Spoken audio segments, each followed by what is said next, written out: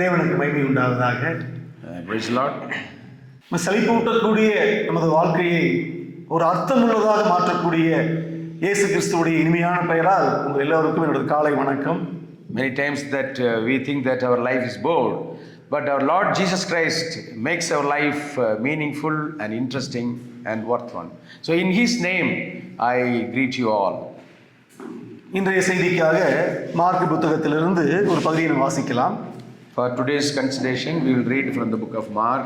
Mark அதிகாரம் 10 வசனங்கள் 46 50 Mark chapter 2 முடிய. Please, mark 10 Mark chapter 10 verses 46 to 52. 46 to 52. பின்பு அவர்கள் எரிகோவுக்கு வந்தார்கள். அவரும் அவருடைய சீஷர்களும் திரளான ஜனங்களும் எரிகோவை விட்டு புறப்படுகிற போது தீமேயுவின் மகனாகிய பர்திமேயு என்கிற ஒரு குருடன் வழியருகே உட்கார்ந்து பிச்சை கேட்டுக் கொண்டிருந்தான். அவன் நசரேயனாகிய இயேசு வருகிறார் என்று கேள்விப்பட்டு, இயேசுவே, தாவீதின் குமாரனே, எனக்கு இரங்கும் என்று கூப்பிடத் தொடங்கினான். அவன் பேசாதிருக்கும்படி அநேகர் அவனை அதட்டினார்கள். அவனோ, தாவீதின் குமாரனே, எனக்கு இரங்கும் என்று முன்னிலும் அதிகமாய் கூப்பிட்டான். இயேசு நின்று அவனை அழைத்து வரச் சொன்னார். அவர்கள் அந்த குருடனை அழைத்து, திடன்கொள், எழுந்திரு, உன்னை அழைக்கிறார் என்றார்கள். உடனே அவன் தன் மேல் வஸ்திரத்தை எறிந்துவிட்டு எழுந்து இயேசுவினிடத்தில் வந்தான். இயேசு அவனை நோக்கி, நான் உனக்கு என்ன செய்ய வேண்டும் என்றிருக்கிறாய் என்றார். அதற்கு அந்த குருடன், ஆண்டவரே, நான் பார்வையடைய வேண்டும் என்றான். இயேசு அவனை நோக்கி, நீ போகலாம், உன் விசுவாசம் உன்னை ரட்சித்தது என்றார். உடனே அவன் பார்வையடைந்து வழியிலே இயேசுவுக்கு பின் சென்றான். ஆமென். Amen. இது அருமையான வேத பகுதி இல்ல? It's a wonderful passage, is it not? இந்த பகுதி எதை சுற்றி இருக்குது அப்படின்னா, ஒரு இருண்டு போன வாழ்க்கை, ஒரு பரிதாபமான வாழ்க்கையை சுற்றித்தான் அந்த பகுதி சுற்றி வருது. So this life surrounds dark side of the man. இங்க பர்திமேயு அப்படிங்கிற ஒரு மனிதனை குறித்து வாசிக்கிறோம். We read a person called Bartimaeus. அவருக்கு ஒரு 25-30 வயசு இருக்கலாம். Most likely he may be between 25 to 30 or 35. முதலாவது அவர் ஒரு குருடனா இருக்கிறார். He was a blind man. அவர் வாழ்க்கை முழுசும் இருட்டுதான். His life is totally dark. வாழ்க்கையில எதை செய்யணும்னாலும் மற்ற மக்கள் உதவி அவருக்கு வேணும். No, he certainly needs the help of others. இரண்டாவது அவர் பிச்சைக்காரர். Whatever he wants to do, he needs help from others. இரண்டாவது அவர் பிச்சைக்காரர். He is a beggar. அவனுடைய அன்றாட வாழ்க்கைக்கு கூட அவன் மற்ற மக்கள் கையத்தான் பார்த்துட்டு இருக்கணும். Even for his daily routine need, he has to look to the hands of others. பிச்சை எடுப்பதற்கு கூட மற்ற மக்கள் உதவி அவனுக்கு வேணும். ஏன்னா அவன் கண் தெரியாத குருடன். Because he has no eyes, he needs help even to beg. அவனுடைய வாழ்க்கை மிகவும் ஒரு பரிதாபமானது, இருளடைந்து போனது. No, he is having a very pathetic life. It is totally darkened. மார்க்ல முதல் கிளாஸ்ல நமது வாழ்க்கை ரொம்ப ஒரு பெரும் பாடுகள், கஷ்டங்கள், வேதனைகள், துக்கங்கள் நிறைந்ததுன்னு பார்த்தோம். So in our first class, that life is burdensome and sorrowful and the like. அது மட்டும் கிடையாது. இந்த மனிதனை பார்க்கும்போது நமது வாழ்க்கை பரிதாபமானது, சலிப்பூட்டக்கூடியதுமா கூட இருக்குது. No, for him life is totally boredom. யோசிச்சு பாருங்களேன். இங்க எரிகோவுக்கு கர்த்தர் வர்றார். அந்த வரும்போது எரிகோவுடைய என்ட்ரன்ஸ்ல நுழைவாயில அவன் இருக்கிறான். So you understand, the Lord is entering into Jericho. He is at the entrance of Jericho. அந்த காலங்கள்ல எந்த ஒரு பெரிய ஊருக்கு வந்தாலும் கூட ஊருக்கு முன்பாக ஒரு ஆர்ச், ஒரு நுழைவாயில் இருக்கும். So in those days there will be a big arch at the entrance of the city. அந்த ஊருக்கு யார் வந்தாலும், அந்த ஊர்ல இருந்து யார் போனாலும் அந்த வழியாக தான் போக முடியும். Whoever comes, they have to pass through that gate. ஆகவே இந்த பர்திமேயு என்ன செய்யறாரு? பிச்சை எடுக்கணும் அப்படின்னா மக்கள் அங்க உட்கார்ந்தா தான் அவனுக்கு ஏதாவது கிடைக்கும். அதனால அங்க உட்கார்ந்து இருக்காரு அவருக்கு. And if he sits there, it's only there he will be able to get some alms. பல வருடங்கள் அவன் அங்கேயே உட்கார்ந்திருக்கணும். For many years he was sitting there. காலையில எழுந்திருக்கிறார், எல்லாம் வேலை செஞ்சுக்கிட்டு நேரம் வந்துங்க உட்கார வச்சிருவாங்க அவரை. And when he gets up early in the morning, he'll be brought and he'll be placed there. சாயந்தரம் வரைக்கும் நைட் வரைக்கும் அங்க இருக்கணும் அவர். And he has to be there till night. வர மக்கள் எல்லாம் பார்த்து ஐயா அம்மா ஏதாவது கொடுங்க கேட்டுக்கிட்டே இருக்கணும். So he has to beg every passerby. இரவு மறுபடியும் வீட்டுக்கு போயிடுவாரு. At night he will go home. ஏதாவது இருக்கிறத சாப்பிட்டு படுத்துருவார். And whatever he gets, he will eat. And மறுபடியும் காலையில் மறுபடியும் அங்க வருவார். again his routine life begins. ஐயா ஏதாவது கொடுங்க. Please give me something. யோசிச்சு பாருங்களேன். Just think about it. ஒரு 10 வருடம் 20 வருடம் இப்படியே போச்சுன்னா வாழ்க்கையில என்ன இருக்கும்? No, what we have in his life if another 20 years passes.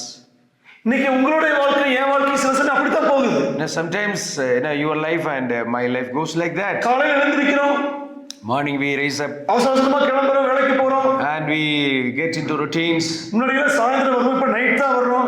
Early days we used to come in the evening, but we are returning back to home only in the night time. சில சமயம் இப்ப வரவே இல்ல மக்கள். Sometimes we do not. அடுத்த வாரம் தான் வர்றாங்க. Probably the next day, next week, the people come.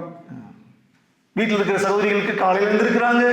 So the sisters get up early in the morning. வேலைக்கு போறவங்க அவங்களுக்கு இதேதான். போகணும், வேலைக்கு போகணும், நைட் மறுபடியும் வரணும். And if they are going for work, they have to go and come back. வேலைக்கு போக வீட்டில் இருந்தாங்கன்னா அவங்க காலையில் எழுந்திரிச்சு பிள்ளைகளுக்கு எல்லாத்தையும் அனுப்பி வச்சுட்டு அவங்க வீட்டில் இருக்கணும். திருப்பி சாயந்தரம் மறுபடியும் சமைக்கணும், பாத்திரம் கழுவணும், மறுபடியும் வீடு கூட்டணும், மறுபடியும் சாயந்தரம் மறுபடியும் மக்கள் எல்லாம் வருவாங்க, அவங்களுக்கு ஏதாவது செஞ்சிடணும், மறுபடியும் தூங்கிடணும், திருப்பி காலையில். இதுவே தான் மக்களுக்கு வாழ்க்கை போயிட்டே இருக்கு. For the housewives, they have to keep the house clean and they would take care of children, and again they have to do expect their children. The routine goes like this on and on. பிரச்சனை என்னன்னா கர்த்தர் நமக்குள்ள நித்தியத்தை உள்ள வச்சிருக்கிறார். So you should understand that God has kept eternity into our being. நாம் நித்தியத்துக்காக வாழ்வதற்காக கர்த்தர் படைத்திருக்கிறார். God has created us so that we live for eternity. நம்மோடு கூட வருகிற மக்களையும் கூட நித்தியத்துக்காக அவங்களை ஆயத்தப்படுத்த கர்த்தர் வைத்திருக்கிறார். God wants to prepare others for eternity. ஆனா நமது வாழ்க்கை சலிப்பூட்டக்கூடியதா ஒரு பயனுள்ளதா இல்லாம போகும் பொழுது நமக்கு வாழ்க்கை போர் அடிச்சிது. So many times we lost in our routines and life becomes bored. நம்ம வாழ்க்கை பரிதாபமா போகும்போது மற்ற மக்கள் சார்ந்து இருக்கும்போது நமக்கு வாழ்க்கை சலிப்பூட்டுதாங்க. So when you depend upon others, definitely your life is bored. ஆனா இந்த ஒரு பரிதாபமான இருள் நிறைந்த ஒரு பிச்சைக்காரனுடைய வாழ்க்கையில வாழ்க்கை புதிதா மாறுவதை நம்ம பார்க்கிறோம். And we see that this man, this dark side becomes light. பிச்சை எடுத்துட்டே இருக்கிறான், இருட்டா இருக்குது, அவன் காதுல ஒரு சத்தம் வருதுங்க. So he is begging, the life is totally dark, but he hears a sound. அவன் நசரேயனாக இயேசு வருகிறார் என்று கேள்விப்படுகிறான். அவனுடைய காதுல இயேசு வந்துட்டார்னு ஒரு கேள்வி வருது, சத்தம் வருது. He understands that Jesus of Nazareth has come. அவன் வாழ்க்கையே மாறிடுதாங்க. His life is totally changed. அவன் இதுக்கு முன்பாகவே கேட்டிருக்கணும் இயேசு யாருன்னு சொல்லி. Probably he would have heard about Jesus earlier. ஏன்னா இந்த நிகழ்ச்சி நடக்கும் பொழுது இயேசு கிறிஸ்து சாவதற்கு ஒரு வாரத்துக்கு முன்னாடி நடக்கக்கூடிய நிகழ்வு இதெல்லாமே. This takes place just a week before the death of Jesus Christ. அப்ப 33 வருஷம் அவர் வாழ்ந்திருக்கிறார். 33 years குறிப்பா 3 வருஷம் ஊழியம் செய்திருக்கிறார். 3.5 years he was in the ministry. இந்த நேரத்துல இயேசு கிறிஸ்து நான் சொல்ல முடியும் உலகத்திலேயே மிக புகழ்வாய்ந்த ஒரு மனிதனா மாறி போறார். At that time that he was in the pinnacle of his glory. எங்க போனாலும் மக்கள், திரளான மக்கள் கூட்டம். Wherever he goes, the people throng. அவர் வாயை திறந்தா மக்கள் கேட்கிறாங்க. So if he opens his mouth, people are willing to listen. அவருடைய கண்கள் மேல் படாதான்னு மக்கள் அநேக நோயாளிகள் காத்திருக்கிறாங்க. People are thinking, will his sight be on us? That's what they're thinking. மக்கள் சொல்லுவாங்கல்ல, நான் நின்னா பொதுக்கூட்டம், நடந்தா பேரணி, அது இயேசுவுக்கு மட்டும்தான் பொருந்தும். So there is a saying that if you stand, there is a public gathering, and if I walk, it is a பேரணிக்கு என்ன சொல்லுங்க, road show. Yeah, good. இங்க அப்படித்தான் இருக்குதுங்க. இயேசு எங்க போனாலும் wherever Jesus goes, people surround him. அப்போ மக்கள் முன்னாடி சொல்லியிருப்பாங்க அவர்கிட்ட, அந்த இயேசு கிறிஸ்து இருக்கிறார், அவர் எருசலேம் வந்தார், ஜெரிகோ வந்தார், எனக்கு கண்ணு தெரியாம போச்சு, கண்ணு குணமாக்கினார் வந்து சொல்லியிருப்பாங்க. So many people would have told about their testimonies. அப்போ அவனுக்கு தெரிஞ்சிருக்கும், அப்ப நசரேயனாக இயேசு வந்தாரு அப்படின்னா, நான் அவரை பார்த்தேன் அப்படின்னா எனக்கு மறுபடியும் கண்ணு வந்துருன்னு So he knew if Jesus Christ comes near, definitely his eyes will be open. அப்போ அவனுக்கு தெரிஞ்சிச்சு, Now he understands. நசரேத் இயேசு வந்துட்டார் அப்படின்னு. So now he understands that Jesus of Nazareth has come. அப்போ அவனுடைய வாழ்க்கையில இயேசு வந்த உடனே அவனுடைய சலிப்பூட்டக்கூடிய வாழ்க்கை, இருண்ட வாழ்க்கை, ஒரு பிச்சைக்காரனை போல பரிதாபமான வாழ்க்கை எல்லாம் தலைகீழா மாறுதுங்க. Now his bored life and his dark life is totally changed. அவன் என்ன செய்யறான்? What did he do? உடனே அவன் தன் மேல் வஸ்திரத்தை எரிந்து விட்டு அவன் எழுந்து போறான். And he immediately rises, he throws away his garment. சில கமெண்ட்ரியில் போட்டிருக்கு, அது beggar coat, பிச்சைக்கார dress அதுங்க. So that dress was the it's a beggar's coat. So he throws away the beggar's coat. அது தூக்கி எறிகிறான். இனிமேல் எனக்கு அவசியம் இல்லை. He thinks that he does not need that. என்னோட இருண்ட வாழ்க்கை, என்னோட பரிதாபமான வாழ்க்கை எல்லாம் எனக்கு அவசியம் இல்லை. எனக்கு My poor life is going to completely change. என் வாழ்க்கை மாற போகுது. My life is going to change. கர்த்தர் மாத்திடுறாரு அவனை. He will change. இங்க என்ன வாசிக்கிறோம்? இதுவரைக்கும் கர்த்தர் ஆயிரக்கணக்கான லட்சக்கணக்கான கண் தெரியாதவனையும் மற்ற நோய்களை குணமாக்கி இருக்கிறார். ஆனா பேர் யாரும் எழுதப்படல. So God has probably healed many people, but not very many people's names are found in the scripture. But this man's name is found. This very clearly. திமேயுவின் மகனாகிய Bartimaeus. So the son of Timaeus, Bartimaeus. ஏன் அப்படி கர்த்தர் பேர் எழுதுனாங்க? Why did God name him? ஏன்னா இந்த நிகழ்வு நடந்த பின்பு இது எழுதுவதற்கும் நடந்ததுக்கு இடைப்பட்ட காலம் குறைஞ்சது 30 வருஷம் இருக்கும். At least 30 years would have passed between the actual incidents and the writing of this narration. இந்த 30 வருஷத்துல இந்த லெட்டர் யாராருக்கெல்லாம் போகுதோ அவங்க எல்லாருக்கும் தெரிந்த ஒரு முகமா மாறி போறாரு பர்திமேயுங்கிற. So probably people who knew who Bartimaeus was. இயேசுவை பின்பற்றக்கூடியவரா வாழ்க்கை மாறுது அவருக்கு. His life changes as a follower of Jesus. அதுக்கப்புறம் அவர் ஒரு முழுநேர ஊழியராகவோ சபையுடைய எல்டராகவோ இருந்திருக்க வாய்ப்புகள் ரொம்ப அதிகம். There is every possibility he becomes a servant of God. He also would have become an elder of a church. ரோமர் சபைக்கு மெயினா இந்த book எழுதப்படுது. He writes this especially for the church of Rome. அதுக்கப்புறம் அங்க இருக்கிற எல்லா சபைகளிலும் வாசிக்கப்படுறாங்க. ஏன்னா இது ஃபர்ஸ்ட் காஸ்பல். எல்லாரும் வாசிக்கப்படுதுங்க. This is the first gospel. Probably this should have been read in almost all the churches. அப்ப எல்லா சபைகளிலும் பர்திமேயு யாருன்னு தெரிஞ்சிருந்தா மட்டும்தான் பேர் எழுதுறதுல ஒரு அர்த்தம் உண்டு. So there is meaning only when everybody knows about this man Bartimaeus. இப்ப எனக்கும் அண்ணனுக்கு நடந்த ஒரு நிகழ்வு சொல்றேன்னு வச்சுக்கோங்க. எனக்கு ஒருத்தர் தெரியும்னு சொன்னா உங்களுக்கு நான் ஒரு பேர் சொல்றேன்னு வச்சுக்கோங்க. எனக்கு இப்ப திருச்சியில் ஒருத்தர் இருக்கிறார், இன்னொரு பிரபாகரன் ஒருத்தர் இருக்கிறான்னு சொன்னா அவங்களுக்கு ஒன்றும் புரியாது பல பேருக்கு. அதுவே செலின் நல்லா தெரியும்னா அவங்களுக்கு தெரியும். அதுபோல பர்திமேயுங்கிறது எழுதும்போது அந்த பர்திமேயுடைய வாழ்க்கை முழுவதும் மாறி அநேக மக்களுக்கு ஒரு ஆசீர்வாதம் தரக்கூடியதா வாழ்க்கை முழுவதும் மாறக்கூடிய மனிதனா அவர் மாறுகிறார். So this man is known to everybody else. No, if I say a name with whom you are familiar, definitely you'll be able to recognize immediately, and this man's life is totally changed. எப்படி முடியுதுங்க கடைசி? How does this end? இயேசுவை பின்பற்றுகிறான். He follows Jesus. அவன் இயேசுவை போல மாறுகிறான். He changes like Jesus. அதுக்கப்புறம் அவனுக்கு தெரிஞ்சு அவனுக்கு அந்த பெக்கர் கோட் அவசியமே இல்லை, தூக்கி எரிஞ்சிட்டு போறான். His beggar goat is not needed. ஒரு நாத்தம் பிடிச்ச துவைக்காத அழுக்கடைந்த ஒரு வாழ்க்கையே அவனுக்கு முழுவதும் மாறி போகுது. So his smelly life totally gets changed. மற்ற மக்களை சார்ந்திருந்த இவன் இப்ப என்ன பண்றான்? மற்ற மக்களுக்கு கொடுக்கக்கூடியவனா, ஆவிக்குரிய ஆசீர்வாதம் தரக்கூடியவனா மாறி போறான். So a person who was depending upon others, now he is helping others. இப்பொழுது வாழ்க்கை சலிப்பூட்டக்கூடியதா இல்ல. Now the life is not boredom. இப்போ வாழ்க்கை இருண்டு கிடைக்கல. His life is not darkened. கர்த்தர் அவனுக்கு ஒரு வெளிச்சத்தை கொடுத்திருக்கார், கண்ணுக்கும் இருதயத்துக்கும் சேர்த்து. God has given light to his eyes and his hearts. இது அருமை இல்லையா? What a wonderful thing. இயேசுவை தவிர இது போல ஒரு மனிதனை மாற்றுவது வேற யாரா இருக்காங்களா? Can you say that there is another person whose life is changed like this? No, by anybody else? ஒரு விதத்துல நம்முடைய வாழ்க்கை கூட இப்படித்தான் இருக்குது. No, our life was also totally dark. சில மக்களுக்கு வாழ்க்கை முழுவதும் இருண்டு கிடக்குது, சில மக்களுக்கு ஏதாவது ஒரு பகுதி இருண்டு கிடக்குது. So for some people their life is totally dark, but some people a part of their life is. சில மக்களுடைய வாழ்க்கை ஏதாவது ஒரு பகுதி பரிதாபமா இருக்கும், சில மக்களுக்கு வாழ்க்கை முழுவதும் பரிதாபமா இருக்குது. பரிதாபம்.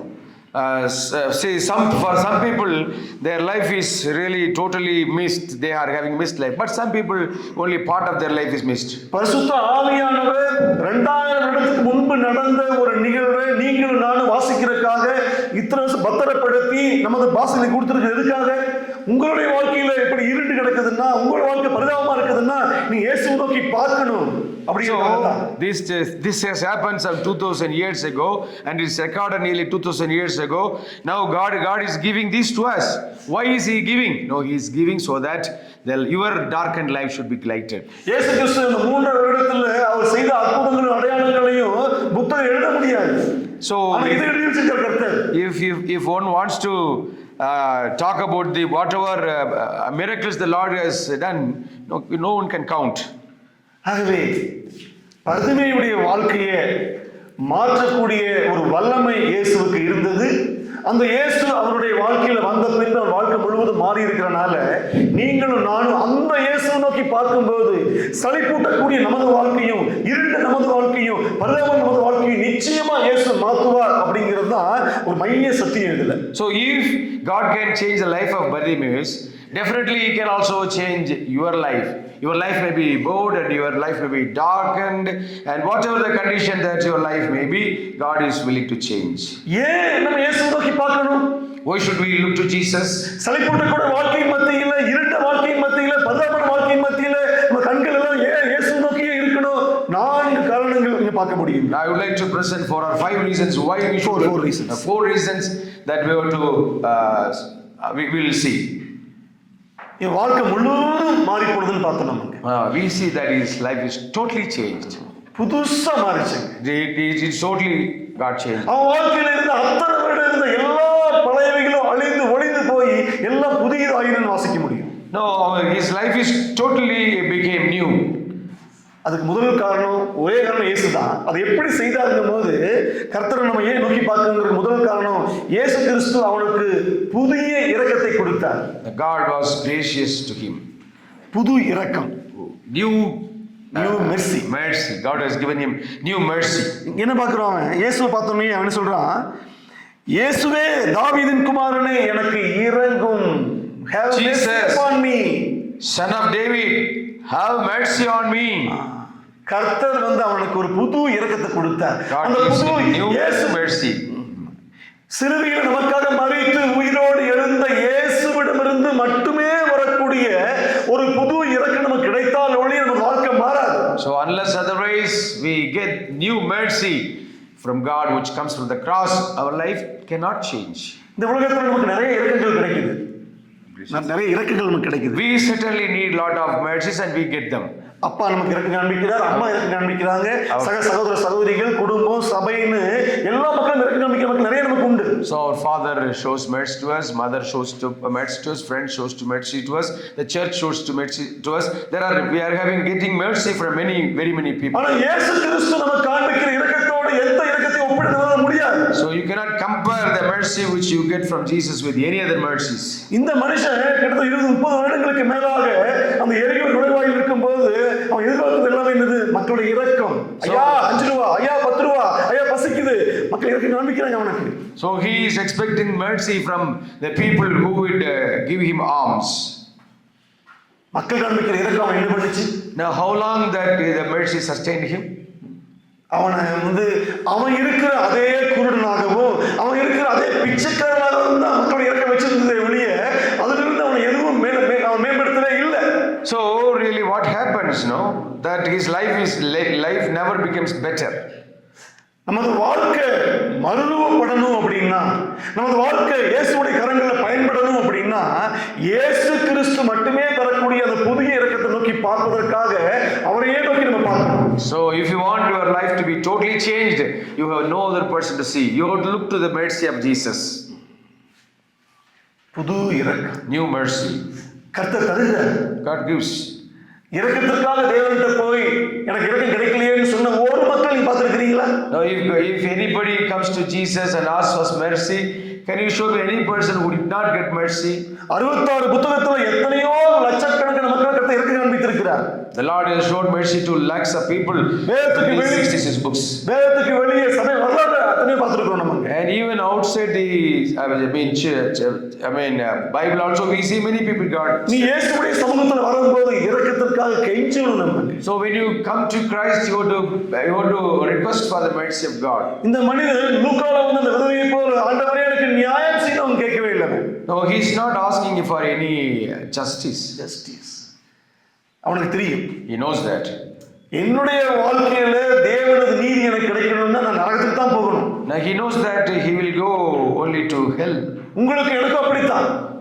That is how it works. ஆண்டவரே எனக்கு நீதி செய்யுங்க அப்படின்னு கர்த்தர் நரகத்துக்கு தள்ளணும் அவருக்கு. So if you ask for justice from God, only he has to put you in the அதனால என்ன கேக்குறாங்க, இரக்கம் காண்பீங்க ஆண்டவரே. That's what he's asking, Lord, show me mercy. நம்ம வாழ்க்கை மாறணும் அப்படின்னா முழுவதும் மாறணும். அநேக மக்களுக்கு ஆசீர்வாதத்துடைய சேனலை நம்ம மாறணும்னா தேவனுடைய இரக்கம் நமக்கு கிடைக்கணும். Now if you want to become the channel of blessing, you need the mercy of God. கர்த்தர் கொடுக்க ஆசைப்படுகிறார். The Lord is willing to give. அவர் கொடுக்கிறார். He gives. எத்தனை மக்கள் கிட்ட தொட்டு இருக்கிறார். And whoever comes to him, the Lord is willing to give. Amazing Grace ஒரு பாடல் நமக்கு தெரியும். You know that there is a great song called Amazing Grace. அது Amazing Grace ஒரு பாட்டு கிடையாது, அவருடைய பயோகிராஃபி அது. Amazing Grace is the biography of the songwriter. I was once wretched. So he says, I was a wretched person. ஆனா கர்த்தர் எனக்கு இரக்கம் காண்பித்தார். Now the Lord has shown me grace. அவர் பாவி மட்டும் கிடையாது, And he is கொடூரமான கொலைகாரன் கூட அவர். And he was the writer, John Newton. John Newton. He was not only a sinner, but he was a murderer. பணத்துக்காக மனிதர்களை பிடிச்சிட்டு வந்து சின்ன பிள்ளைகளை பிடிச்சிட்டு வந்து விற்கக்கூடிய ஒரு அடிமை வியாபாரி அவர். And he was a slave trader. ஆனா கர்த்தர் அந்த மனிதனையும் கூட மாத்தினார். But the Lord has totally changed him. வாழ்க்கை முழுவதும் சலிப்பூட்டும் போது, If that our life is totally bored, John நியூட்டனோட வாழ்க்கை வந்து குடி, வெறி, நேசிச்ச அம்மா இல்ல, அப்பா இல்ல, எல்லாம் செத்து போன பின்பு செத்து போலாங்கிற ஒரு நிலைக்கு வரும்போதுதான் கர்த்தருடைய இரக்கத்தை பெற்றுக்கொண்டார். now John Newton comes to the end of his life because his life was totally wretched, and he was a drunkard, he was a murderer, no, he was an adulterer, and what not. But ultimately he comes to the grace of God. இயேசு கிறிஸ்துவுடைய அந்த புது இரக்கம் அவர் சந்தித்த போது வாழ்க்கை முழுவதும் அவர் மாறினார். When the mercy of God touched him, and he was a change. அநேக மக்களுக்கு நித்தியத்தை காண்பிக்கக்கூடிய ஒரு பாஸ்டர் அவர் வாழ்க்கை மாறிச்சாங்க. No, he became a person who showed eternity to many people. 82 வயதுகளுக்கு மேல வாழ்ந்தார். See, he lived for more than 8. அடிமை வியாபாரம் ஒழியணுங்கிறதுக்காக வில்லியம் வில்பர்ஃபோர்ஸ் வந்து அதிகமா உற்சாகப்படுத்தின ஒரு தேவ மனிதன் இவர்தான். And he wanted to abolish the slave trade, and he encouraged Wilberforce like anything. இந்த இயேசுவுடைய கரங்கள்ல நீங்க இரக்கத்தை பெற்றுக்கொண்டீங்கன்னா உங்க வாழ்க்கையும் என் வாழ்க்கையும் நிச்சயமா மாறும். Now if you come to the grace of God, mercy of God, certainly your life will change. இயேசுவை தவிர ஒருவரும் வாழ்க்கை மாற்ற முடியாது. No one can change you change. Mark புத்தகத்துடைய மைய கருத்து அதுதான். The central theme of Martin Luther is that. Mark புத்தகத்துல The book of Mark is that. மற்ற மக்கள் தான். Please repeat. மற்ற மக்கள் எல்லாம் மக்கள் தான். The other people are just ordinary people. ஆனா தேவன் சொல்லுகிறார் ஓசியா புத்தகத்துல நான் மனிதன் அல்ல தேவன். And he says that he is saying, I'm not a man, but I'm God. That's what he says in the book. நான் மன்னிக்கிறவன். No, I am a person who forgives. நான் இரக்கம் காண்பிக்கிறவன். I show mercy. என்கிட்ட வருகிற மக்களை முழுவதும் மாற்றக்கூடியவன்.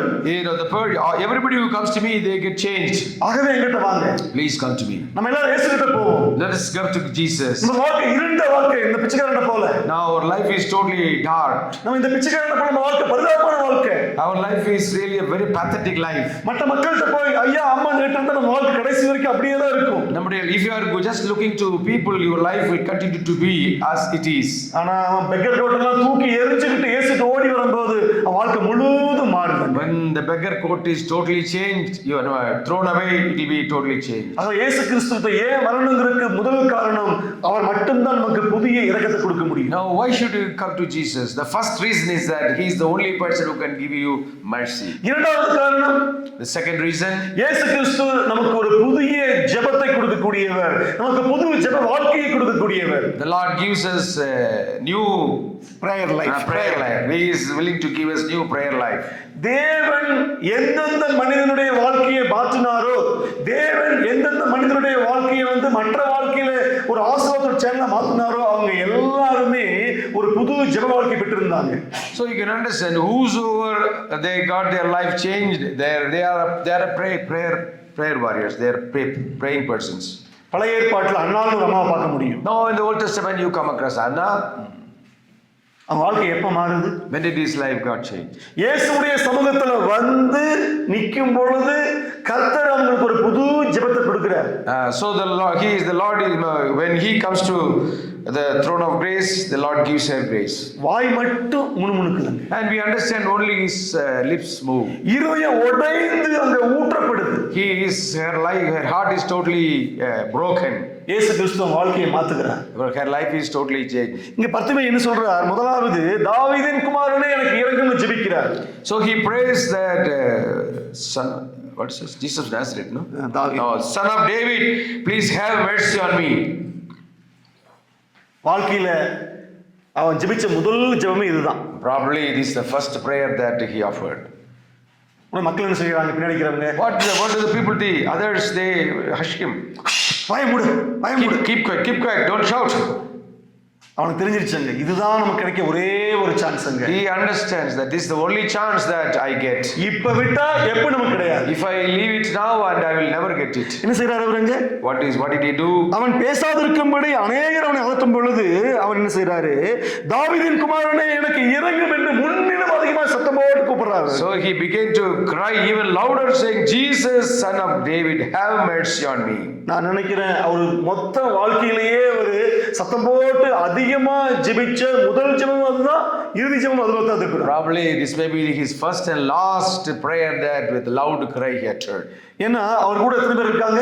How many people are there? திரளான ஜனங்கள். There's a great multitude. 3000 4000 5000 10000 பேர் இருக்க கூடாங்க. 3000 4000 maybe 5000, we do not know how many people were there. நம்ம எக்ஸிபிஷன்லாம் போகும்போது ஒரு 100 பேர் 200 பேர் 300 பேர் இருப்பாங்க. அம்மா அங்க இருப்பாங்க, பிள்ளைங்களுக்கு அம்மா அம்மான்னு கூப்பிட அம்மா காது கேட்காதுங்க. So see, when you enter into exhibition, there's a big crowd. Even those who are very near, if you call, no, they cannot listen. ஆனா ஆயிரக்கணக்கான மக்கள் இயேசுவோடு கூட இருக்கும் பொழுது, Even in spite of the fact there are thousands of people. இயேசு நின்னு அவனை நோக்கி பார்ப்பதற்கு அப்படி ஜெபிக்கிறாங்க. So the Lord has to stand and they have to turn and look to him.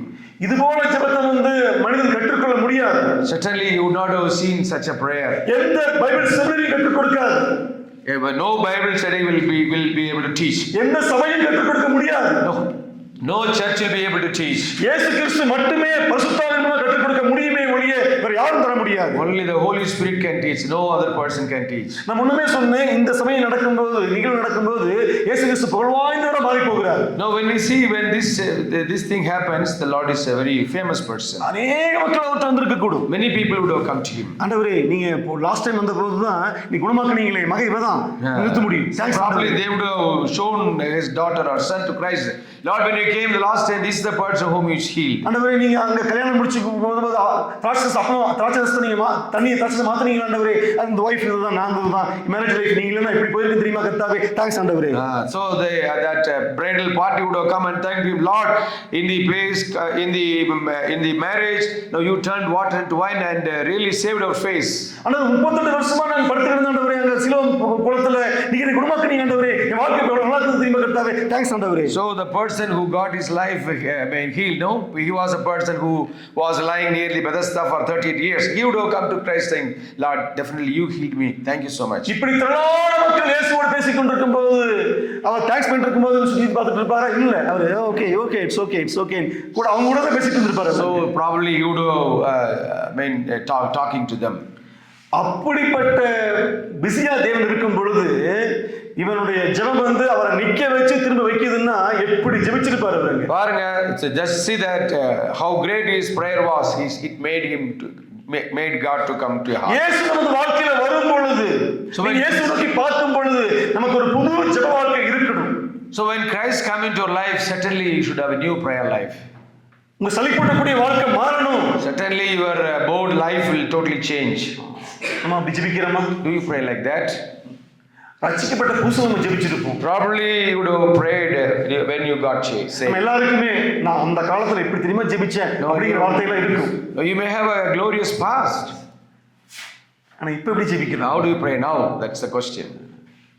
அதுக்காக தான் கர்த்தர் மார்க் புக் நமக்கு கொடுத்திருக்கிறார். So that's the reason why the Lord has given the book of Mark.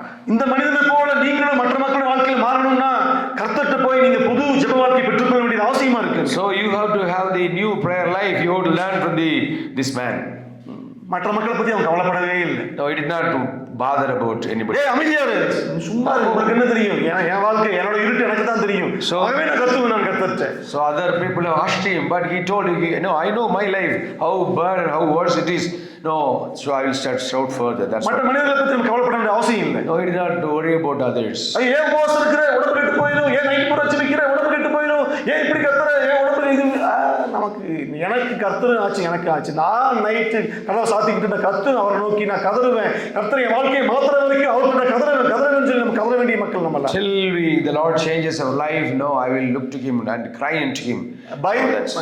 பைபிள்ல கர்த்தர் பயன்படுத்தின எல்லா மக்களுக்கும் கர்த்தர் புது ஜெபத்தை கொடுத்திருக்கிறார். So whosoever God has changed, they had a new prayer life. நான் சில எக்ஸாம்பிள் சொல்ல விரும்புறேன். நான் I would like to give some examples. ஓசியால நம்ம இவரை பாப்போம், யாரு, யாக்கோபை பத்தி பாப்போம் நம்ம.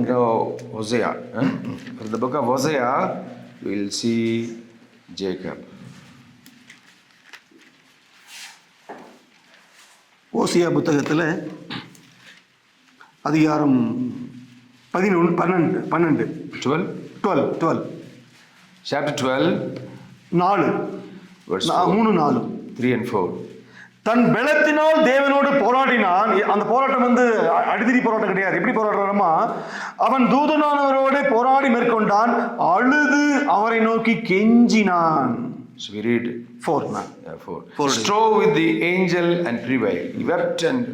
He wept and sought his favor. Yeah, he wept and sought his favor. அழுது அவரை நோக்கி கெஞ்சறாரு. அவருங்க எல்லாரையும் அனுப்பி விட்டுட்டு அந்த இரவு நேரத்துல ஜெபிச்சிட்டு இருக்கிறார். இயேசு வந்துட்டாரு தெரிஞ்சிச்சு அவருக்கு, இவர் தேவன் தான் சொன்னேன். தெரிந்த உடனே அவன் என்னை ஆசீர்வாதத்தால் விட மாட்டான்னு கத்தி, அத புது ஜெபம். அங்க கர்த்தர் வாழ்க்கையில வரும்போது அது கர்த்தரை தெரிந்து கொண்ட பின்பு விடவே இல்லை. அதுதான் புது ஜெபம். அவன் வாழ்க்கைய அது வரைக்கும் யாக்கோபா இருந்தவர் இஸ்ரேல் அங்க மாத்தி ஒரு வேறு பேரோடு கூட அவர் வாழ்க்கை முழுவதும் அங்க மாறுதாங்க. So what happens? Now when the angel of the Lord came, he understood he was very God.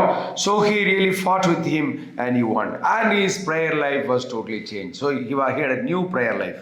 அண்ணாவுடைய வாழ்க்கை மாறுதுங்க. Anna's life was totally changed. பவுலுடைய வாழ்க்கை, just look into Paul's life. அவர் தேவனை பார்த்து கண்ணு தெரியாம போன உடனே நீ அங்க அனனியா, நீ அங்க போ. அங்க பவுல் என்ன பண்றாரு, ஜெபித்துக் கொண்டிருக்கிறார். வாசிப்போம், புது ஜெபத்தை கர்த்தர் கொடுக்கிறார் பவுலுக்கு. When Paul was directed to go to Anania and Anania was praying, அது வரைக்கும் சவுலா இருந்த பவுலா மாறுறாரு அவருக்கு. So Saul became Paul. கர்த்தருடைய ஜெபத்தால. So it is because of the நீங்களும் நானும் நமது வாழ்க்கை மாறணும் அப்படின்னா நிஜமாகவே நம்முடைய ஒரு நம்ம ஜெப வாழ்க்கை வந்து புது ஜெப வாழ்க்கையா மாறணும். அது இயேசு மட்டும் தான் கொடுக்க முடியும்.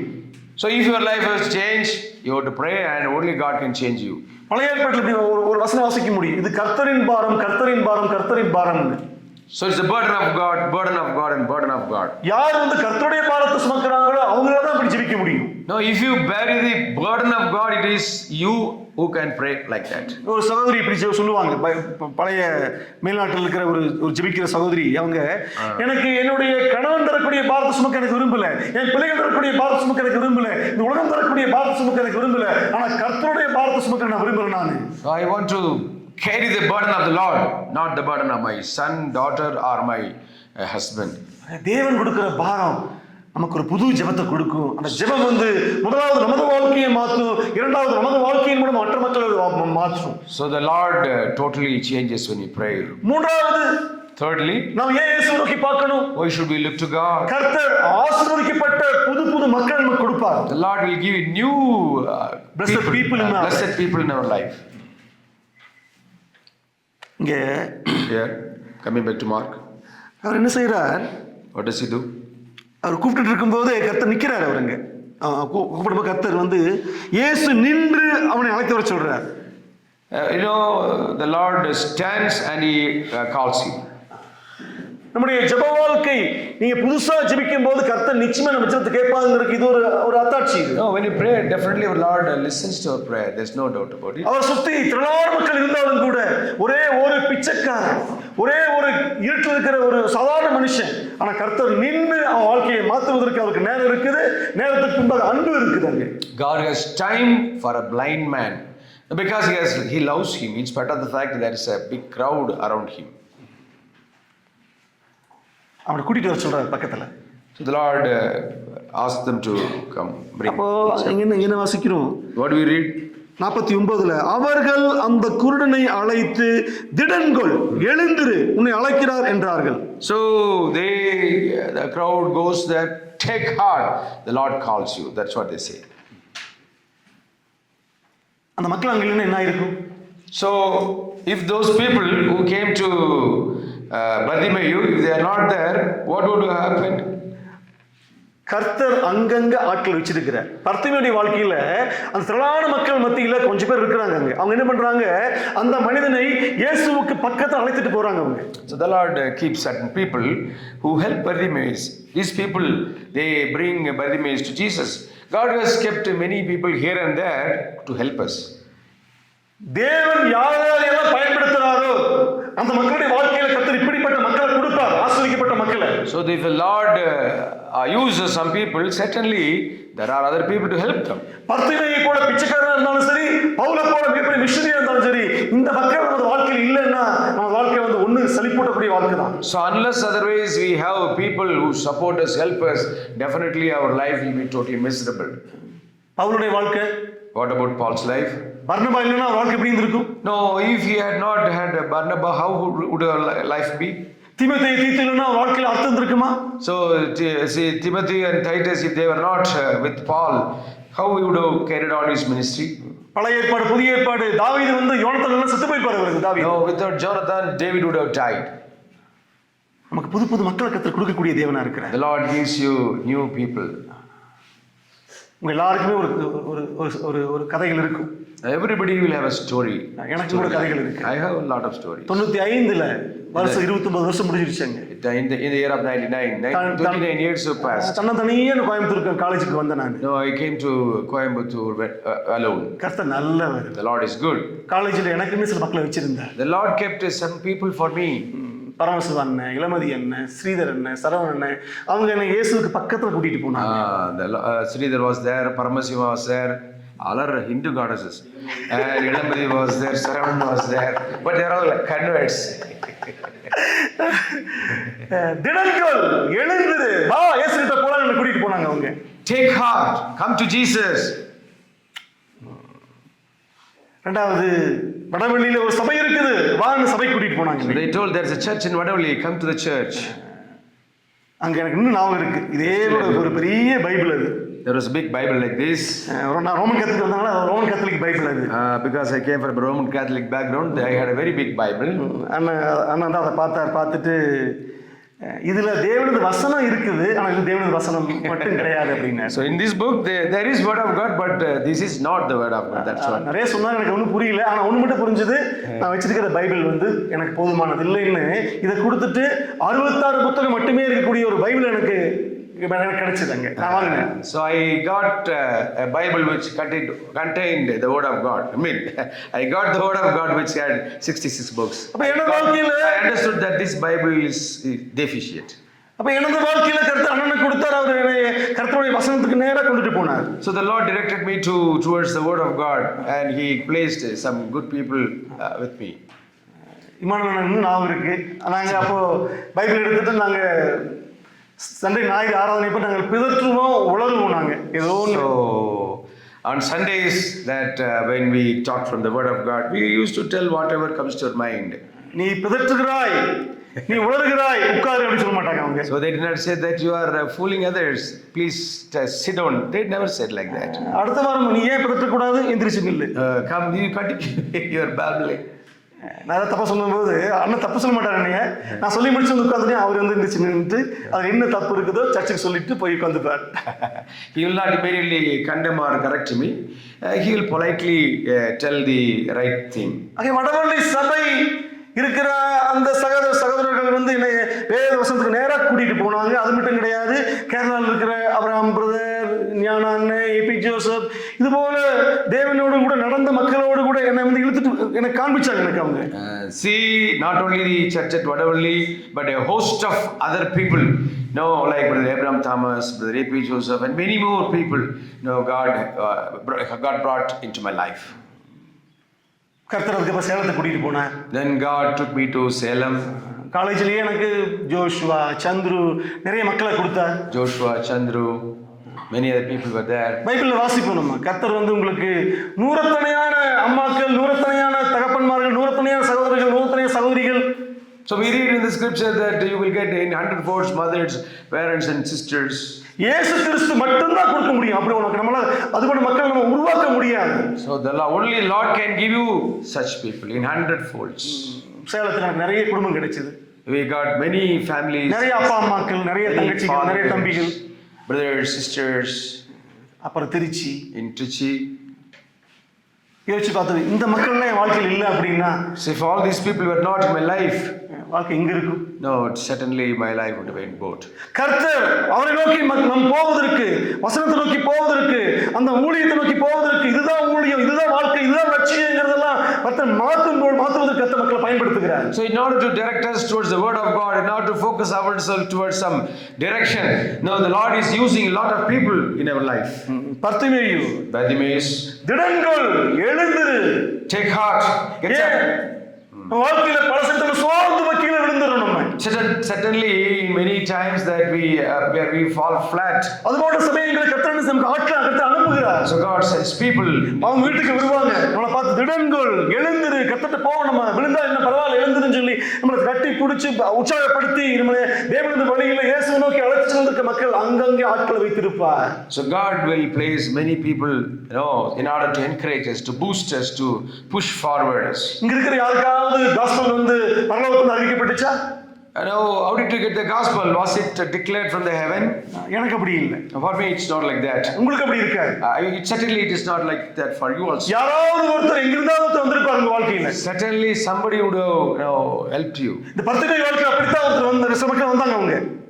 Even in Bartimaeus' life, things are like that. அவர் கண்டு தெரியல, இருட்டில் இருக்கிறார். He was blind, he cannot see. அழைக்கிறவர் யாருன்னு மட்டும் தெரியுது, ஆனா எங்க போறதுன்னு தெரியல அவருக்கு. He only knew that there was Jesus, but he did not know how to go to him. அந்த மக்கள் அவர் கையை பிடிச்சு வான்னு கூட்டிட்டு போய் இயேசுவுடைய முன்னாடி நிறுத்துறாங்க அவங்க. So there are people who pull him towards Jesus. நமக்கு அப்படிப்பட்ட மக்கள் வேணும். So we need people like that. நம்ம வாழ்க்கை நம்ம விழுந்து போயிடும் பல சமயத்துல. No, see, our life will be totally flat unless otherwise we have. பல சமயத்துல நம்ம திடட்டு போயிடுவோம். And we will not have heart. நம்ம யோசுவா போல நம்ம பெரிய மக்களா இருக்கலாம், ஆனா கர்த்தர்ன்றது யோசுவா திடன் கொண்டு பலவனதா இரு. ஏன்னா யோசுவோட வாழ்க்கையில வந்து திடன் போச்சு, பலன் போச்சு, எல்லாம் போச்சுங்க. So Joshua was a greater person, but he also needed the help of God, and God has encouraged him to lead the people into. ஜோஷுவாவுக்கு ஒரு காலேபை கர்த்தர் கொடுத்தார், ஜோஷுவாவுக்கு மோசே கர்த்தர் கொடுத்தார். God gave Moses and Caleb to him. ஆகவே நம்ம இயேசு நோக்கி பார்க்கும்போது, So when you look to Jesus, நம்மை திடப்படுத்துவதற்கு, நம்மை பலப்படுத்துவதற்கு, இயேசுவுக்கு அருகில் போவதற்கு அநேக மக்கள் கர்த்தர் நம்ம வாழ்க்கையில் கொடுப்பார். The Lord will certainly give many people in our life. நாலாவது நம்ம ஏன் இயேசு நோக்கி பார்க்கணும்? Fourth reason why we should look to Jesus. நமது வாழ்க்கையுடைய நமக்கு புது லட்சியத்தை கர்த்தர் கொடுப்பார். The Lord will give a new focus in our life. புது லட்சியம், New focus, target. இதுவரைக்கும் வாழ்க்கையோட லட்சியம் எது வந்துச்சு? So far his target was. பர்த்திமேயுடைய லட்சியம் என்ன? What was the target of Bartimaeus? நேத்து ஒரு 200 ரூபாய் கிடைச்சது. Yesterday I got 200 rupees. இன்னைக்கு எப்படியாவது சத்தம் போட்டு கத்தி 200 ஒரு 300 ரூபாய் கிடைச்சா பரவாயில்ல எனக்கு. If I get 200 or 300 rupees, certainly that will be good. அவர் லட்சியமே அதுதான். So his target was like that. ஆனா தேவன் அவர் லட்சியத்தை எப்படி மாத்துறார்? How does the Lord change his life? இயேசு அவர் வாழ்க்கையில் வந்தோடனே ஒரு புது லட்சியத்தை கர்த்தர் கொடுக்கிறார். So the Lord gives a new target. இங்க குணமாக்கின பின்பு என்னை பின்பற்றி வான்னு அவர் சொல்லவே இல்லை. God did not say you follow me after healing him. ஆனா பரிசுத்த ஆவியானவர் அவன் இருதயத்துல கிரியை செய்றார். So the Holy Spirit works in the heart. உடனே கடைசி வசனத்துல உடனே அவன் பார்வையடைந்து வழியிலே இயேசுவுக்கு பின் சென்றான். Immediately he got his sight and followed Jesus. இயேசுவை பின்பற்றவன் மாறி போறான். So he became a follower. இயேசுவை போல மாறுவதுதான் என் வாழ்க்கை லட்சியம். நம்ம லட்சியம் மாறுதுங்க. So his life is totally changed. நம்ம எல்லாருக்கும் வாழ்க்கையில புது லட்சியம் வேணும். So we need a new target in our life. பவுலை பொறுத்தவரை எல்லா மக்களையும் கொல்லணும் நான். அதான் earlier Paul, he wanted to kill many people. அவங்க கிறிஸ்டியன்ஸ்னு பேர் எழுதப்பட்ட எல்லாரையும் அடிச்சு கொல்லணும். No, he wanted to kill everyone who has the name of Christian. எருசலேமில் மட்டுமல்ல, உலகம் முழுவதும் தமஸ்குல ஆரம்பிக்கிற மறுபடியும் என்கிறாரு. Not only in Jerusalem but to Damascus and many places he wanted to go. ஆனா வாழ்க்கையில இயேசு வரும்பொழுது, இயேசுவை காணும் பொழுது, இயேசுவை பார்க்கும்போது அவர் லட்சியமே மாறிடுது. When Christ comes into his life, his target is totally changed. என் வாழ்க்கையில ஒரே ஒரு லட்சியம், I have my whole life, I have to follow Jesus. நான் உயிரை கூட நான் என் பிராணனை குறித்து அருமையாக எண்ணேன். I will not count my life so precious to me. எப்படி மாறுது அவர் லட்சியம்? Now, how his life changed totally. சொல்லிக்கிட்டே போக முடியும். No, I can tell lot of things. City stud அவரோட வாழ்க்கை லட்சியமே நான் பெரிய கிரிக்கெட் வீரனா மாறணும். No, the city stud wanted to become a very big cricket player. நான் பேட்டை தூக்கிட்டு மதியானத்துக்கு வந்தேன்னா மக்கள் கை தட்டணும். When I just move into the ground with bat, people should clap their hands. அதுதான் அவரோட லட்சியம். That is what my our target. இன்னைக்கு மக்கள் அப்படித்தான் இருக்காங்க. MS தோனி, சச்சின், நான் உள்ள வந்தா கோடி கணக்கு மேல கொட்டணும், கோடி கணக்கு பணம் எனக்கு வரணும், அதான் ஒரு லட்சியம் அவங்களுக்கு. So these stars, when they enter to the playground, crores of people should come and clap them. ஆனா அந்த சிட்டி ஸ்டட்டுடைய வாழ்க்கையில இயேசு வந்தார். So Jesus Christ entered the life of city stud. இயேசு நோக்கி பார்த்தார் அவர். And he saw Jesus. எல்லாவற்றையும் விட்டுட்டார் அவர். And God, he left everybody else. அவங்க அப்பா வந்து கோடிக்கணக்கான சொத்தை வந்து எழுதி வச்சார். No, city stud had so much inheritance from his father. எல்லாவற்றையும் அவர் எழுதி கொடுத்துட்டார் ஊழியத்துக்காக. He gave everything for the ministry. கொஞ்சம் பணம் மட்டும் தான் திருமணம் முடிக்க போற மனைவிக்காக வைத்திருந்தார். So he get a very little amount for the person whom he is going to marry. திருமணம் முடித்த உடனே மனைவிக்கு கொடுத்தார் அதையே. So he gave that amount to her. அந்த அம்மா அவரை விட பைத்தியக்காரி. He is a fool than him. எது இது இப்படி பண்ணிட்டீங்களே வாங்க அப்படின்ட்டு அவங்க சேர்ந்து அதையும் கத்திரிக்காய் கொடுத்துட்டாங்க அவங்க. No, he gave that also to the ministry. இதே ஊருக்கு வந்தாங்க அவங்க மிஷனரியா நீல்கிரிஸ்க்கு. No, they came here as missionaries. அதுக்கப்புறம் சைனா போனாங்க அவங்க. China. And then they went to China. அவர் வாழ்க்கை லட்சியமே மாறிச்சு. His life direction was totally changed. பணம் சம்பாதிப்பது அல்ல, ஆத்துமாக்களை சம்பாதிப்பதுதான் லட்சியம்னு சொன்னார் அவருங்க. It is not earning money but the souls. மற்ற மக்களை பத்தி எனக்கு தெரியாது. என்ன பொறுத்தவரை நான் நரகத்துக்கு பக்கத்துல ரெஸ்கியூ கேம்ப் ரட்சிப்பின் ஒரு கடல் நடத்துறது தான் என்னோட ஆசைன்னு சொன்னார் அவர். No, I want to have a rescue camp near hell in order to bring people to that place. இந்த லட்சியத்தை மனுஷன் தர முடியுமா? No, can anyone give this focus? நமது லட்சியம் எல்லாமே இந்த மண்ணோடு இருந்தா நம்ம வாழ்க்கை சலிச்சு தான் போகும். No, if our goal is only based upon this world, definitely we will be totally lost. ஏன்னா பைபிள் வாசிக்கிறோம் தேவன் நம்முடைய இருதயத்துல நித்தியத்தை வைத்திருக்கிறார் அப்படின்னு. So the Lord has kept eternity in our hearts. யாரெல்லாமே நித்தியத்தை குறித்தான லட்சியத்தை வச்சிருக்கிறாங்களோ அவங்க வாழ்க்கை தான் சலிப்பு இல்லாம சந்தோஷமா சமாதானமா போகும். See, if you are having an eternal goal, definitely your life will not be bored. இயேசுவை தவிர இப்படி வாழ்க்கையை வந்து மாற்றுவதற்கு யாராலும் முடியாது. There is no one who can change the life of Jesus. அவர் புது இரக்கத்தை நமக்கு கொடுப்பார். அவர் நோக்கி The பார்க்க. Lord gives new mercy. அவர் புது ஜெபத்தை நமக்கு கொடுப்பார். So the new prayers. அவர் புது நண்பர்களை நமக்கு கொடுப்பார். So new friends. அவர் புது லட்சியத்தை நமக்கு கொடுப்பார். New goal. இயேசு நோக்கி பார்த்தா நமக்கு. So please look to Jesus. என்னை நோக்கி பார் அப்படிங்கிறார். Look to me. எதுவும் நம்ம செய்ய வேண்டாம். அவர் நோக்கி பார்த்தா போதும். எல்லாவற்றையும் செய்வதற்கு அவர் வழி நடத்துவார். You don't need to do anything. He is willing to do. You just look. நான் முன்னமே சொன்னேன் ஜான் நியூட்டன்ங்கற பத்தி. No, I told you about John Newton earlier. அவர் வயதாகும் போது அவருக்கு எல்லாம் very old. அவர் சொன்னார் எனக்கு இப்போ எனக்கு வயசாயிருச்சு எல்லாம் மறந்து போச்சு. I am too old. I forgot everything. ஆனா ரெண்டு விஷயம் மட்டும் எனக்கு ஞாபகத்துல இருக்கு. But I remember only two things. ஒன்னு வந்து நான் மகாபெரிய பாவி. I knew that I was a great sinner. இரண்டாவது எனக்கு தெரியும் இயேசு கிறிஸ்து மகாபெரிய சேவியர் ரட்சகர்னு தெரியும். And I know that Jesus Christ is the only savior. அது மட்டும் நமக்கு போதாதா? Is it not sufficient? அது கூட உங்களுக்கு ஞாபகம் இல்லை அப்படின்னா ஒண்ணு மட்டும் ஞாபகம் தான் போதும். But please repeat. ரெண்டு உங்களுக்கு ஞாபகம் இல்லாட்டி கூட பரவாயில்ல, ஒண்ணு மட்டும் ஞாபகம் வச்சுக்கோங்க. Even if you do not remember two, but remember one thing. ஒரு மகாபெரிய ரட்சகர் இயேசு அது போதும் நமக்கு.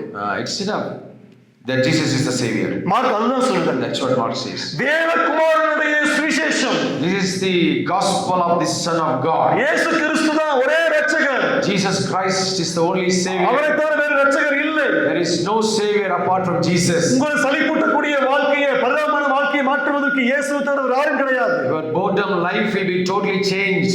இயேசுவை நோக்கி பார்க்கும் பொழுது When you look to Jesus, உங்க வாழ்க்கை முழுவதும் மாற்றுவார். God will change your அதுக்கப்புறம் life. நமக்கு எந்த விதமான பழைய பெக்கர் கோட் அவசியம் இல்லை. நமக்கு You don't need to lead a beggarly life. தூக்கி எரிஞ்சிட்டு நம்ம போலாம். You can throw your beggarly coat. பெரும்பாலும் பிச்சைக்காரர்களுக்கு தூக்கி மனசு வராது. So the beggars will not throw anything away. ஏன்னா அந்த பெக்கர் கோட் தான் அவங்களுக்கு source. So their whole source is their beggar coat. திருச்சியில நாங்க பிளைண்ட் மக்கள் பத்தி ஊழியம் பண்ணிட்டு இருக்கிறோம். So we are working among the blind. அங்க வந்து ஒரு கால் இல்லாத ஒருத்தர் இருக்கிறார், வயசானவர். So a man who has no leg. அவர் முடி வந்து இவ்வளவு இருக்கும். So his hairs will be hanging like this. அவருக்கு யாருமே இல்ல. There is nobody else for him. தாடி இவ்வளவு இருக்கும். And his beard will be so long. அப்ப நாங்க மதிய சாப்பாடு போடும்போது அந்த வாக்கர் வச்சுக்கிட்டு அவர் இப்படியே கையில ஒரு பழைய பிச்சைக்கார இதை வச்சு வந்துட்டு இருப்பாரு. Or he will come towards the source of food. அப்ப அவர் பாத்திரத்தெல்லாம் பார்க்கும்போது ரொம்ப பழசா அழுக்கா கிடக்கும். His vessels will be very old and dirty. அப்ப நாங்க அதெல்லாம் மாத்திட்டு புதுசா ஒரு வெசல் வாங்கி கொடுத்தோம். So we gave him a new vessel. ஒரு விதத்துல பார்க்கும்போது யோசிச்சு பரிதாபமா இருந்துச்சு எனக்கே என்னோட வாழ்க்கை குறித்து. So when I see that, I felt very bad about myself, my life. மனுஷன் என்ன செய்ய முடியும்? What can man do? அவன் பிச்சைக்காரன், அழுக்கடைந்த பிச்சைக்காரர் இதை மாத்தி பளபளப்பா ஒரு பளபளன்னு பிச்சைக்கார பாத்திரத்தை கொடுக்க முடியுது ஒழிய நம்மளால வேலை செய்ய முடியல. நம்ம So we can change his begging vessel. More than that, what can we do? அப்புறம் அவர்கிட்ட பேசி காஸ்பல் சொல்லி வாழ்க்கையில் கொஞ்சம் மாற்றம் வர ஆரம்பித்த போது எல்லாம் கட் பண்ணி விட்டு தாடியெல்லாம் எடுத்து விட்டு நல்லா அழகா வச்சு மாற்றணும். No, we changed his. We gave. Facelift. ஆனால் சில மாதங்களுக்குள்ள மறுபடியும் அவருக்கு அது சலிச்சு போயிடுச்சு. He was bored with his makeup. மறுபடியும் பழைய வாழ்க்கைக்கு போயிட்டாரு. He went back to his life. மறுபடியும் தாடி இந்த அளவுக்கு வந்துருச்சு. Again, his beard gold. ஆனால் இது தொடர்ந்து வந்துட்டு தான் இருக்கிறார். நம்ம கிளாஸ் வருவார். Continuing to come. அப்போ ஒரு சவிதா அவங்களை பார்த்துட்டு ஐயா நீங்க மறுபடியும் சேவ் பண்ணி நல்லா இருக்கலாம்ல அப்படின்னு சொல்லி. His wife Savita told that, sir, can you change your beard? அம்மா உங்களுக்கு தெரியாதுமா இதுதான்மா எனக்கு சோர்ஸே, இது இல்லாட்டி யாரும் பண்ண மாட்டாம்மா. If I have a clean shave, nobody will laugh at me harm. நமக்கு நம்ம பழைய வாழ்க்கை விடுறதுக்கு நமக்கு மனசு இல்லை. No, we do not want to give up our old life. அந்த பெக்கர் கோட்டை நமக்கு தூக்கி போடுறதுக்கு மனசு இல்லை நமக்கு அங்க. No, we do not want to throw away our beggar coat. அது நாத்தம் பிடிச்ச பழைய பாவ வாழ்க்கை அது. Yeah, it's a very dirty life. அது நம்மை மட்டுமே சார்ந்திருக்கிற ஒரு பழைய வாழ்க்கை அதுங்க. No, we are depending upon ourselves only. கர்த்தர் விரும்புகிறார் அதை தூக்கி எரிஞ்சிட்டு அந்த பத்திமையை போல அவர் தலை தெரிஞ்சிச்சு இனிமேல் இது வாழ்க்கையில வந்து எனக்கு அவசியமே இல்லை என்று சொல்லி தூக்கி எரிஞ்சிட்டு போனார் அவர். And he removes that old coat and he says, I do not want my old life. நமக்கு பழைய பாவ வாழ்க்கை அவசியம் இல்லை. No, we don't need our old sinful life. நம்ம பழைய இருண்ட வாழ்க்கையில் இருக்கணும்னு அவசியம் இல்லை. Our old dark life is not needed. நம்ம ரட்சகர் கிடைச்சிருக்கிறார். Now we have a savior. நமக்கு முன்னாடி அவர் நிற்கிறார். He is standing before us. நமக்கு இதயத்தில் அவர் இருக்கிறார். And he is in our heart. நம்ம நேசிக்கிறார். He loves us. நம்ம பாவங்களை எல்லாம் மன்னித்திருக்கிறார். He forgives us. நமக்கு ஒரு புது வாழ்க்கையை கொடுத்திருக்கிறார். He gives us new life. நம்ம கேட்டா புது இரக்கத்தையும் கொடுப்பார் அவர். He is giving new mercy. அவரோடு கூட கையை பிடிச்சிட்டு நம்ம அப்படியே நடந்து போகும்போது நித்தியத்துக்கு போயிடலாம். Please hold on to his hand and pass into eternity. வாழ்க்கை முழுவதும் அந்த பிரகாசம் மிகுந்த அந்த பரலோகத்தில் அவரோடு கூட இன்றைக்கு துதிச்சு பாடி சந்தோஷமா இருக்க முடியும். So in heaven, in that bright place, you can continue to live forever and ever along with Jesus. இயேசுவோடு கூட வாழக்கூடிய கிறிஸ்தவனா இருந்து கொண்டு நமக்கு சலிப்பூட்டக்கூடிய போரடிக்கக்கூடிய வாழ்க்கை வாழ வேண்டிய அவசியம் நமக்கு இல்லை. Being a Christian, you don't need to live a bored life. ஒரு சந்தோஷமான, you have to be happy. ஒரு சமாதானமான, by having a peace in your மற்ற heart. மக்களுக்கு சந்தோஷத்தை கொடுக்கக்கூடிய a person who gives parts grace to others. அப்படிப்பட்ட ஒரு ஆசீர்வதிக்கப்பட்ட ஒரு வாழ்க்கை வாழ்வதற்கு எல்லாம் நமக்கு உண்டு. And the Lord is willing to give that blessing. அவ எல்லாம் இயேசு கிறிஸ்துவுக்குள்ள இருக்குதுங்க. So it is everything is in Christ Jesus. நம்ம ஜீவனுக்கும் தேவபக்திக்கும் தேவையான எல்லாமே இயேசு கிறிஸ்துவுக்குள்ள அடங்கி இருக்கு. So in order to live a godly life and the life in this world, the Lord is giving whatever you want. நம்ம எல்லாருமே தனியாகவும் குடும்பமாகவும் சபையாகவும் ஊழிய குழுக்காகவும் இயேசு நோக்கி பார்ப்பதற்கு தேவன் நமக்கு உதவி செய்வாராக. And let God help us to look to Jesus. Amen. Amen.